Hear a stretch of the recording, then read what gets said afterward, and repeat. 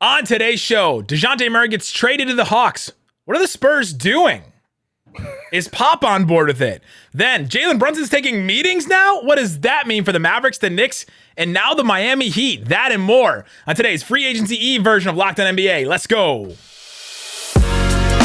You are Locked On NBA, your daily NBA podcast. Part of the Locked On Podcast Network, your team every day. And welcome. You are Locked On to the NBA. My name is Nick Angstadt, host of the Locked On Mavericks podcast. Thanks for making Locked On NBA your first listen every day. We are free and available on all platforms, including YouTube, where the best way you can help us grow the show is to comment below. Let us know.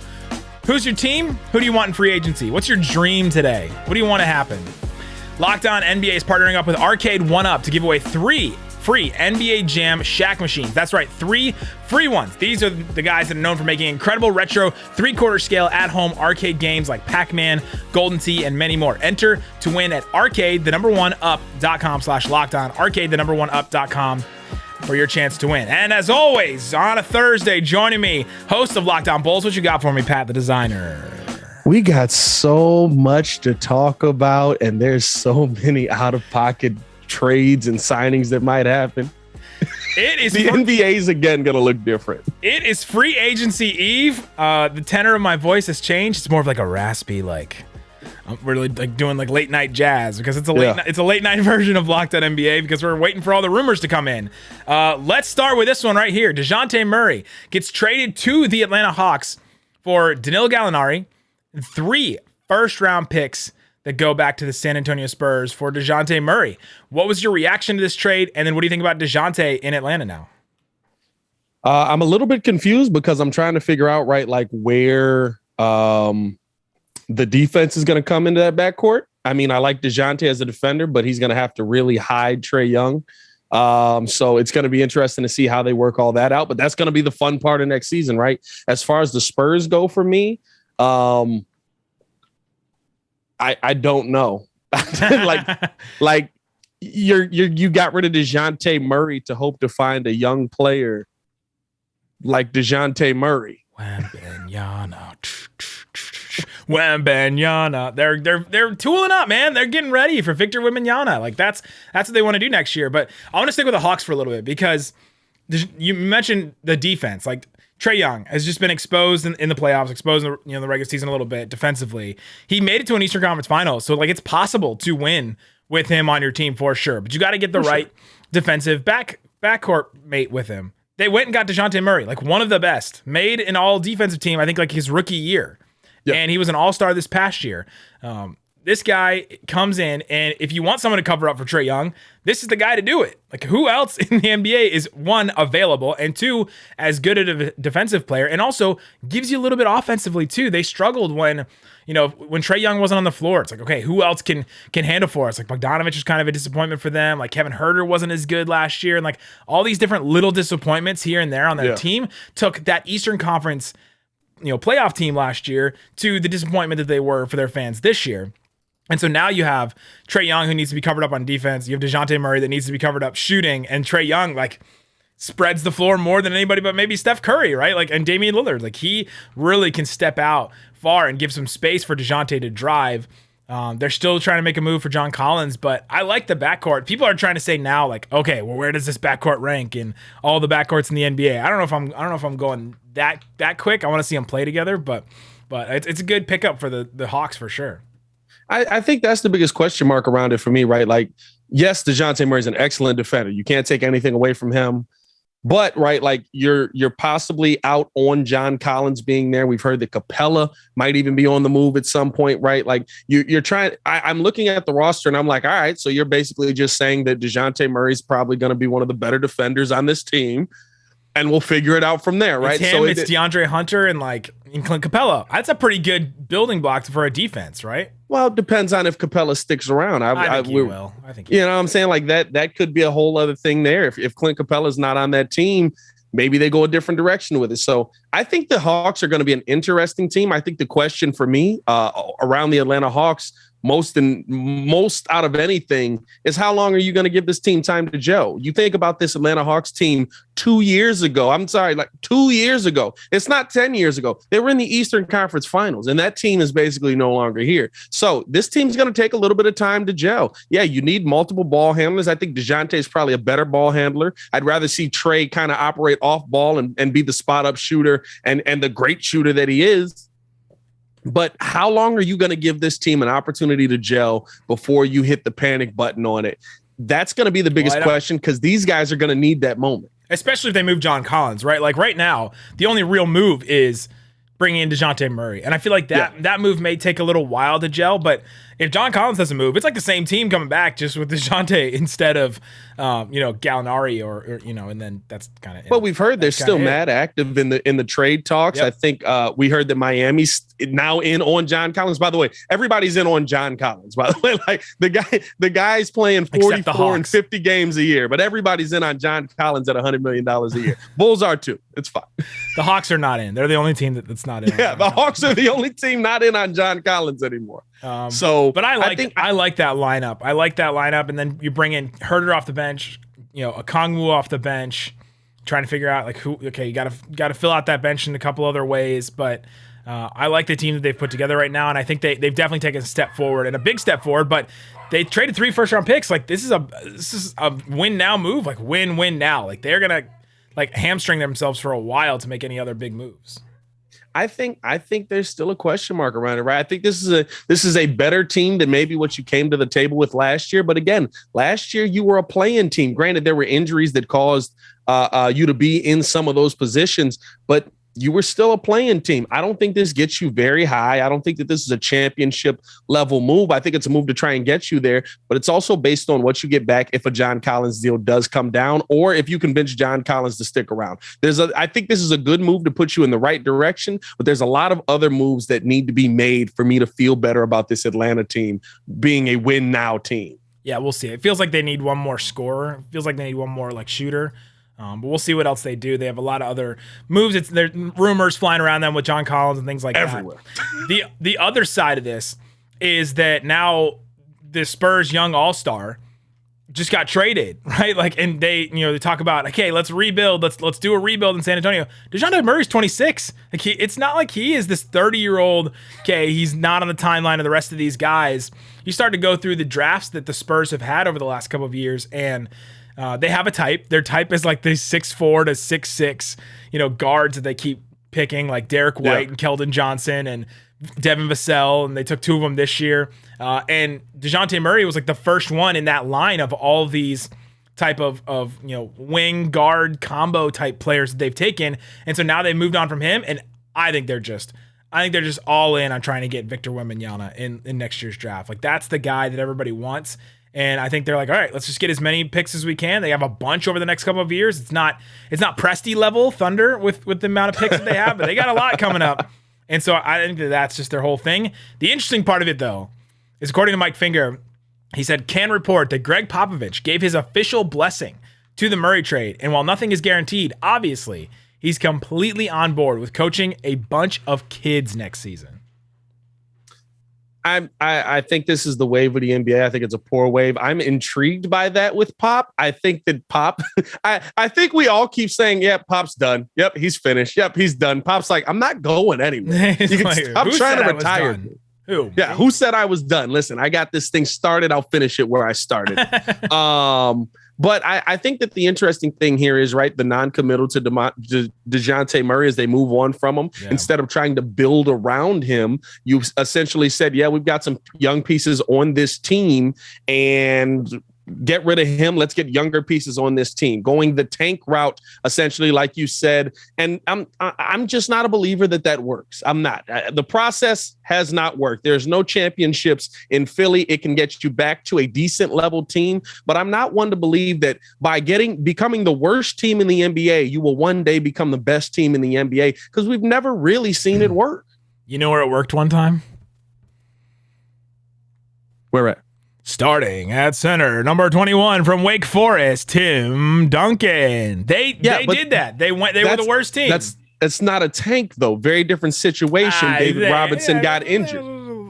David Robinson got injured. When your star player gets hurt, guess what? You're going to be a little bit worse of a team that season. So for me, right, like I look at these tank jobs and I'm like, these don't work. They don't get you in the right direction. It takes 5 or 6 years for you to even figure out if these work. And the problem is you don't have any veterans on your team because you want to be as bad as possible. And you know that veterans will make you better.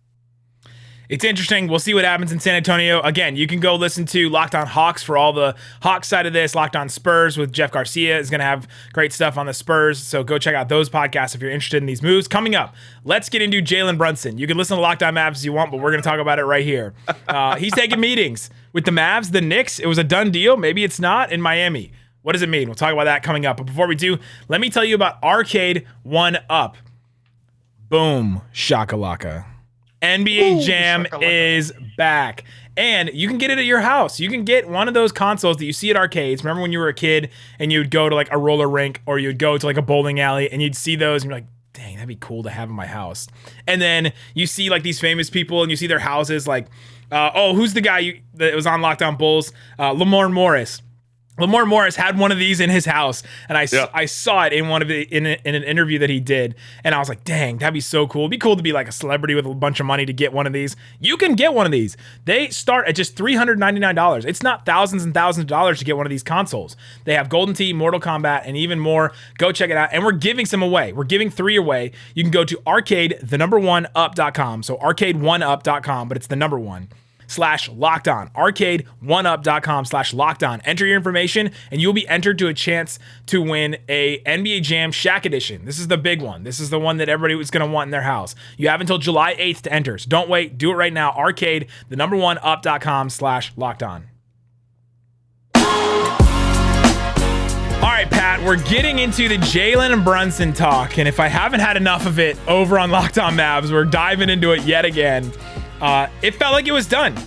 They've been writing on the wall, and there's reports from Chris Haynes, Woj, McMahon, Tim Cato, like Mark Stein, like everybody around the NBA that you would expect to have Mavs news had that Jalen Brunson is leaning towards the Knicks and is going towards the Knicks. Then the Knicks are in, talks with Detroit to get off of Alec Burks and Nerlens Noel's contract, the 2 last guys they need to get off the books in order to make this offer to Jalen Brunson. Yep. Seemed like it was done. Seemed like it was a done deal. And now all of a sudden, reports that Jalen Brunson is going to take meetings, like free agency pitch meetings. Like, what was the pitch meeting they did for Kevin Durant? Like straight up in Boston. What are like they're going to go to these meetings. They're going to wine and dine him for the Mavs, the Knicks, and Miami. And big for Mavs fans that Mark Cuban plans on being part of these, because if you remember, a couple years ago, they were going after Darren Williams when he was an all-star, and Mark Cuban couldn't show up because he was filming Shark Tank. Apparently, they've worked it all out with whatever network they're on now, and he's going to be at these meetings. I'll just ask you real quick. Do you think this is just a formality? I think that the Mavs one is definitely just a formality. The hurt in my heart. Here's the reason I'll say that. Not to say that Jalen Brunson is leaving, but I think the formality is more of Mark Cuban is the kind of owner. And I'll tell you this, I respect the heck out of it. If you're going to leave me and I feel like I will give you big money and you're going to leave me for another organization, you have to tell me to my face. So I've always respected how Mark Cuban operates with that. He'll pull up on you and be like, no, I want to know. You leaving or not? Chandler Parsons, tell me if you're leaving or not.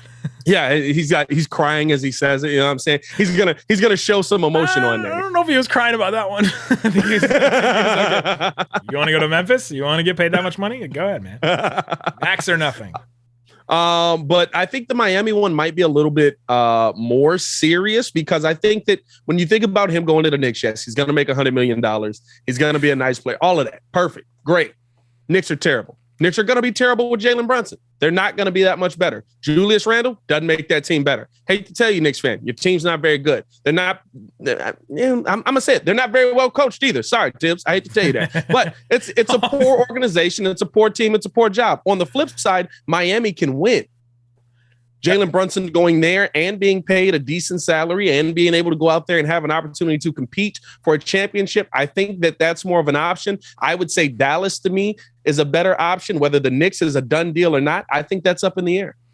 I think this is number 4, number 5 episodes in a row you've been able to bring up Tibbs in some way, shape, or form. Bang! You just nailed it. For me, with Jalen Brunson, it's either he is trying to cover his tracks because, according to Tim Cato, The Athletic, Dallas has known for weeks that he was leaning towards the Knicks. And according to Chris Mannix, the Knicks made a pitch to him that he'll have the ball in his hands and get to be the featured point guard. And oh wait, we're making pitches? Already pitches have been made? Pitches have been made to free agents already before free agency is open? What does that mean? And so it's either a formality to say, hey, I'm going to go through free agency. I don't know what I'm going to do. I'm just going to go to... So that way it doesn't seem as blatant as the Kyle Lowry thing with Miami last year where they lost a pick, or the Lonzo Ball thing with your Bulls where they lost a pick, where it doesn't seem just like that. So it's either that or... And this is the fun one that I've been touting on Locked On Mavs for weeks. That's my conspiracy theory music.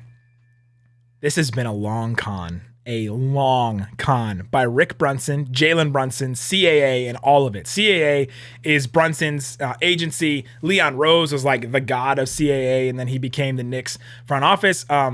Jalen Brunson's agent is Leon Rose's son. So there's a ton of different connections. Tibbs hired Rick Brunson to rejoin his staff now back with the Knicks. There's a whole bunch of different connections. But yeah, the conspiracy here is, what if all of those are coincidences, okay? What if all those are not just so that they can go get Jalen Brunson, but what if they are all setting up to get leverage so that the Mavericks, and specifically Mark Cuban, will pony up because he's going to be up against the luxury tax. And people know Mark Cuban doesn't want to pay the luxury tax very often. They haven't done it since 2011. They're just trying to get some leverage and using the Knicks in whatever way they can to build leverage. And this is the last chance to say, hey, they're going to offer us 4 for 110. You come back with 4 for 125 or 5 for 125, we'll go back. That's our number. And Brunson will come back to the Mavericks. But if Cuban balks and says, we're only doing 4 years, $22 million each year, what's that? That's like the 5-year 110. Yeah. And he's like, no. But this might be the last chance. If this is real and he's really still considering it, it'll be interesting to see. But that's my conspiracy theory, that it's just been a big, long con leverage play for weeks, even all the way back to the story with Rick Brunson and Tim McMahon, where Rick Brunson was like, they didn't offer us the extension, and we would have taken it in January and not in February. And they're being like, okay, well, okay, Rick Brunson, whatever you say, man. Could be a long con. I hope it is for the Mavs' sake. I think the biggest part of that is that Thibs hires Rick Brunson to do it. And at this point, he's just I kind of hate all of you at this point. So I want you to have no one. That would be the best part of it. That would be the perfect part. And they made those other moves either for nothing or they were going to do them anyway. That's what's going on with Miami. It would have to be a sign and trade. The cap would have to. I can't even see a path. Well, I think that's the biggest question, right? Say your con is right, which I think there's an opportunity that Jalen could come back. Did the Knicks just blow up their team for nothing? Are they about to? Or is there a Carlos Boozer deal in their forum? They punted on 1 first-round draft pick. They could have had Duren this year. They punted on that, but the rest of their team is kind of intact. They didn't really get rid of anybody else that matters. So I'll push back on that part. None of them matter. That's the problem. I think we may need to move on.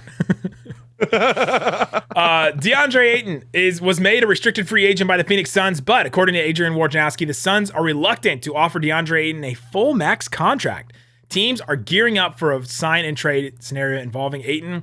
According to Woj, quote, there's max money out in the marketplace for DeAndre Ayton. Pat the designer, where's it coming from? The Portland Trailblazers. Ooh.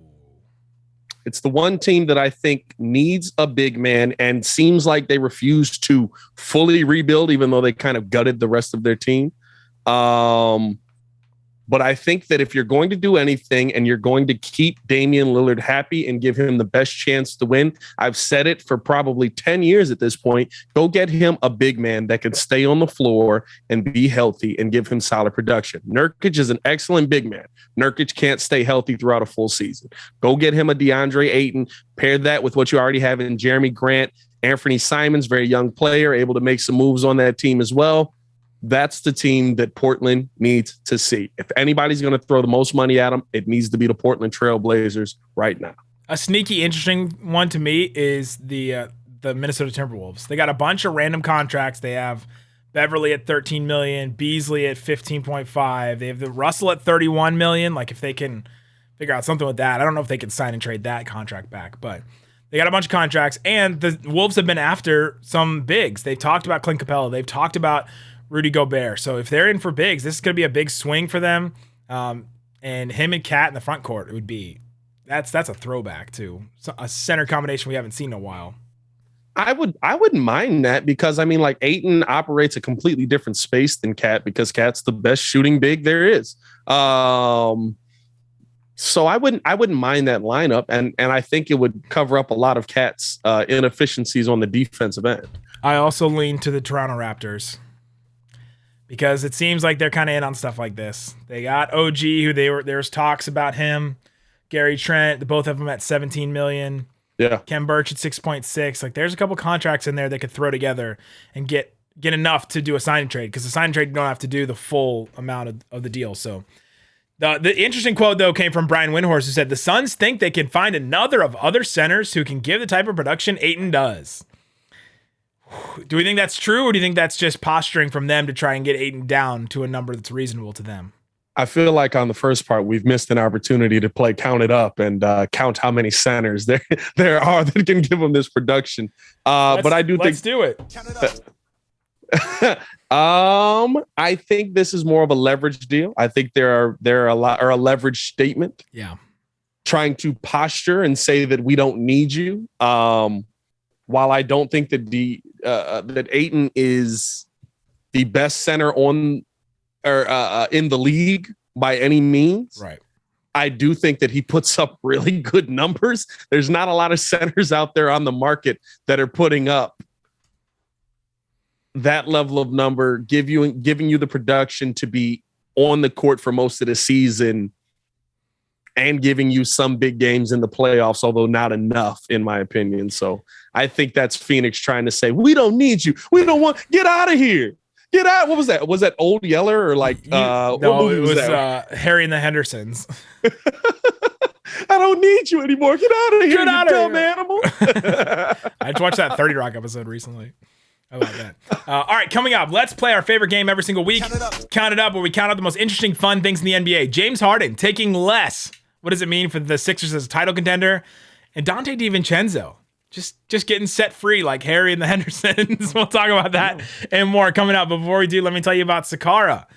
Sakara is a wellness company anchored in food as medicine on a mission to nourish your body. Good Lord, I need some Sakara right now. I need some food as medicine.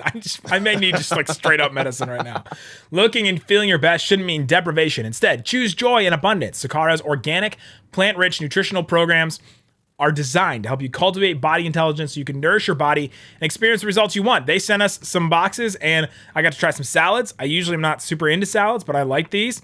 They have a bunch of snacks. They have plans that you can get where it says, hey, this is what you eat for breakfast. This is what you get for lunch. This is what you get for dinner. If you're into that kind of stuff, they just have straight snacks that you can get in packs and pouches. So go check it out at Sakara. They have powerful plant-rich ingredients to help boost your energy, support your digestion, curb your sugar cravings, and get your skin glowing. Gotta get that glowing skin. Summer is here. All right, Sakara is offering our listeners 20% off their first order when you go to sakara.com/lockedon20. Enter code lockedon20. That's number 0 at checkout. Sakara, SAKARA.com/lockedon20 to get 20% off your first order at sakara.com/lockedon20. All right, Pat, we're getting into our third segment. We talked about the Dejounte Murray trade. We talked about Brunson. We talked about Ayton. Now let's get to our favorite segment every single week. Count it up, count it up, count it up, count it. Where we count out the most interesting, fun things in the NBA. Let's start with James Harden. ESPN sources say that the Sixers star James Harden has declined his $47.3 million option and will become a free agent, but he keeps the real possibility of negotiating a deal that would deliver the Sixers roster-building flexibility in free agency, including the use of the full $10.5 million. That's the mid-level exception. And this is what I want to count up today. According to Shams Charania, Harden's sole focus win a title in Philadelphia next season. Harden returned to his workout and on-court regimen much sooner than is usual this offseason, pouring his full focus on a 2023 NBA championship run. Pat, Count it up. how much did this one quote change your consideration for the Sixers as a title contender? Because honestly, I read it and said, oh, did I not consider them a title contender? And then read the sentence and now I consider them a title contender again. What's a negative percentage? Negative percentages work in negatives too. Yeah, percentages do. They do. Yeah. Negative 100%. Yeah, no, I have no expectations on Philly being in the NBA Finals next season. I have no expectations on Philly making the Eastern Conference Finals next season. I think Joel Embiid's an amazing player. I think James Harden is going to come back for an interesting deal. But James Harden has been on 3 teams in 4 years, and he's essentially destroyed all of them now. So yeah, I'm not buying the we're going to win a championship next season. He'll be at a Lil Baby concert in about 6 months. His full focus, his full attention. He's back early. He's working out. You don't believe in James Harden to get back? Like, one of the big things is he was out of shape last year. He's been out of shape the last 2 years. It's been the problem. He's been out of shape. Here we go. He's back in shape. Listen, He's not buying it. prove it to me. Prove it to me. I'm not a believer in, I wasn't focused on winning all of a sudden. Like, why'd you go play with Kevin Durant then? So that's just me. It seems like the Sixers have another move in them too. There's talks about Tobias Harris. There's talks about them with PG Tucker is the big one. They'll probably use that mid-level exception on, which fine. But yeah, there's more moves for the Sixers. It'll be interesting to see what they do. But James Harden back in shape. Are you buying into it? Pat's not buying it. I'm kind of buying it. Hey, James Harden, let me know how Sakara tastes. Not buying it is the Sacramento Kings. According to a league source, the Kings will not extend a qualifying offer to shooting guard Donte DiVincenzo. He is now on an unrestricted free agent per James Ham. So, Count it up. make it make sense. How much sense does this make for them to just not even tender him an offer? Like, make him a qualifying offer to make him a restricted free agent. He's just unrestricted now. He can just go anywhere. It makes perfect sense. We're talking about the Sacramento Kings, right? I mean, this is par for the course, if I'm not mistaken. Listen, this is coming from a team that had a really bad organization. Like, that's a really bad organization. We're not going to pick Luka Doncic because we got beef with Pop in the old country. Is that is that a Gar Pax tattoo that you have on your hand? Like a Gar Pax? I guarantee you it don't say that. It's Gar Pax with an axe in the middle. That's what it is. But no, I'm not surprised by this at all. You know what I'm saying? Like, I when I saw it today, I was just like, it makes sense. It totally makes sense. And by the way, appreciate you for helping out whatever team does get Donte DiVincenzo. It didn't make any sense to me, so I had to go to Matt George. He's our Locked On Kings host. He said, it's one of these 3 things. He said, it's either the Kings have a deal in mind to fill the starting shooting guard spot and they need the cap space, so they decided not to tender him an offer, or Monte McNair just wasn't impressed by DiVincenzo and doesn't want him to come back. They're just like, hey, we don't think that you were good enough, so we'll just let you go. And Matt comments in parentheses, dumb. Like, I agree with that. Then he says Donte DiVincenzo and his camp are angry at the Kings for last season's rotations beyond repair, and he said that's terrifying. It's one of those things, and it'll be interesting to see what it is for the Kings, but it doesn't really make any sense to me. We'll see what happens. Next, Bradley Beal is going to decline his player option to sign a bigger deal. Fred Katz, who used to cover the Wizards, he did the Locked On Thunder for us, and then he went to go cover the Wizards. Now he covers the Knicks now, I think. He tweeted that with the $123.6 million salary cap next year, a max for Bradley Beal would mean $250.9 million over 5 years. So that means his year 1 salary would be $43.3 million. The year 5 salary, Pat the Designer. Count it up. $57.1 million in year 5 for Bradley Beal. So, count it up. Is Brad Beal worth $57.1 million in his 34-year-old season?